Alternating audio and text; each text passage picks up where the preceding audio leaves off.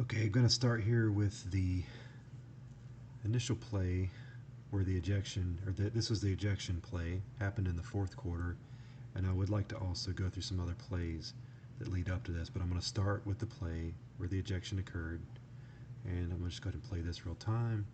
If you're going to pay, you want to pay attention to the right offensive guard and the left defensive tackle, and this is the play where the ejection occurred. So here, right guard is on top of the tackle, and right there. This is what we're throwing the flag on, calling this an attempt to throw a punch. I'd like to slow it down and zoom in just a little bit so that we can see exactly what's going on here. Actually, before we look at this view, I want to take a look at the end zone view, and this is how the plays start. Again, play number 157, same play. It's number 55, and you'll notice, and this was something that was happening frequently in the game, the right guard will take and forcefully pull down on the shoulder pads of the player to throw him down to the ground. So you can see that kind of in slow motion. I'll show you real time here. There's the throw down, and then it pans away because the play is moving away from these two, which is another point. So play's moving away with an option. He's snatched him down. They're back here wrestling around. Defender is trying to get up, and I want to just zoom in really closely because defender has a cast on his left hand, and it's black, and then his right hand is white. So if we zoom in on this, we'll see defender is getting up. Defender is attempting to get away. He's facing this direction. There's the white right hand, black left hand, and here's the offensive lineman still engaging from behind, grabbing a hold. At this point, he's grabbed a hold of him by the back of his shoulder pads so that his left hand is tucked in and he cannot get his hand free. So he rotates with a push, and this is what we're calling a punch. So you can see, even to this point right here, his left hand is still pulled, and it takes that much force and rotation to get the guy to let him go. But this is what we're calling a punch. Now, in real time, when you watch this, I don't believe this is an intent to throw a punch and start a fight as he's falling away and spinning away and just trying to get off of a guy who's been on him. Now, I do want to take you through just a couple other plays. So if we go back to the first quarter of the game, to play number 47,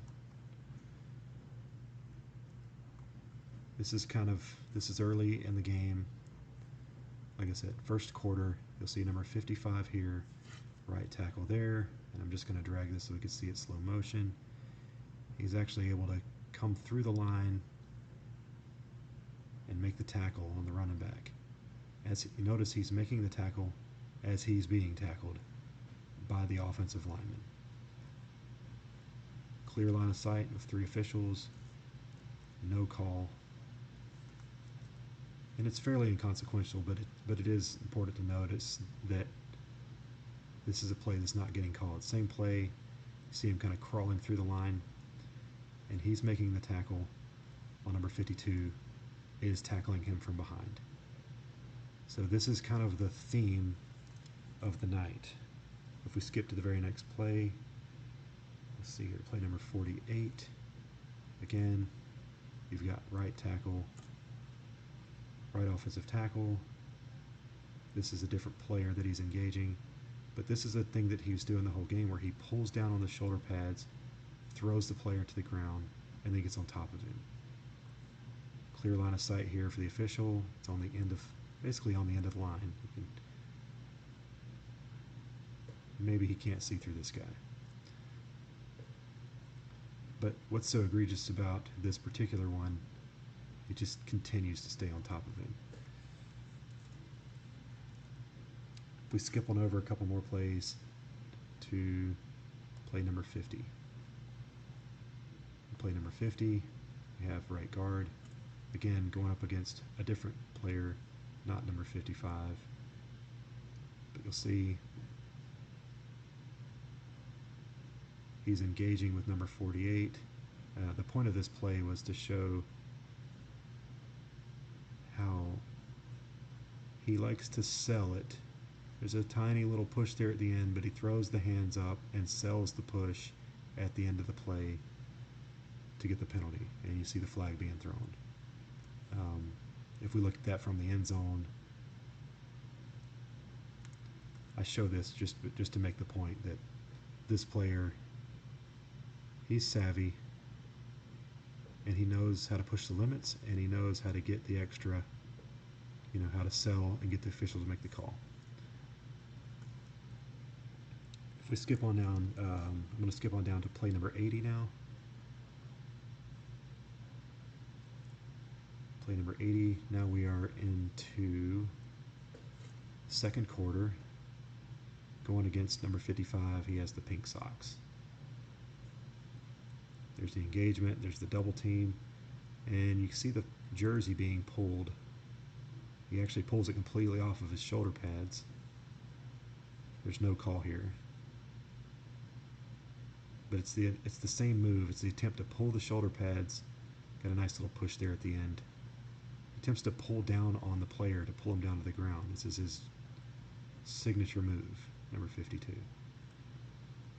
And we can look at that from the end zone point of view as well. There's the pull. You see him snatching down, trying to pull the player down to the ground. To me, this is somewhat of a malicious play, and he does it throughout the game. We'll go to play number 84. We'll check this one out. Here's the left tackle, right guard, number 55. Same thing. He actually pulls him all the way down this time, gets on top, repositions, stays on top. We're just watching this, never throwing the flag. And he's still, even look at him wrapping his arms underneath him, he's trying to throw him back down again. All behind the play. And then notice how he throws his hands up. I didn't do anything wrong. We go skip over to play number 87. Again, we're still in the second quarter. Let's go 5, 6, 7. Play number 87. We have, okay, tackle, guard.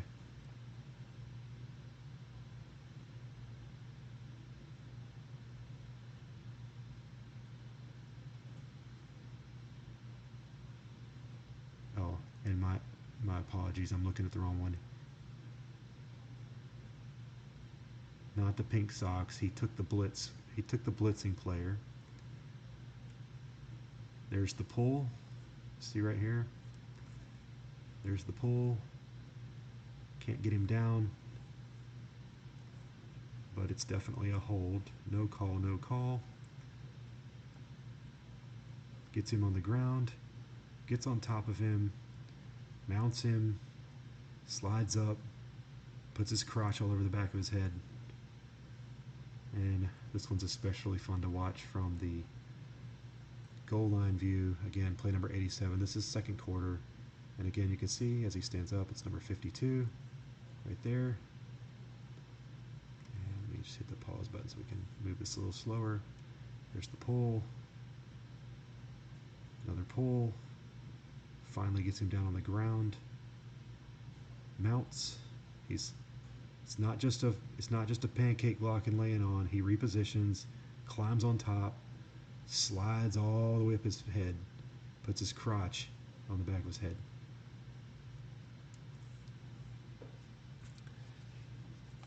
And then we move back to the last play for number 55 of the game. And again, I show all these others to get the context, and then I like to revisit play so that you can have the full point of view. There's the play moving away. There's number 55 swarming around on the ground here. And again, unfortunately it's blurry, but he's got a hold of him from behind. 55's trying to get away, can't, so he spins to get loose. and immediately leaves. This is not fighting behavior. This is flailing at best to get off of a player who is, again, maliciously throwing players to the ground and doing so to a player with a broken wrist and a casted hand.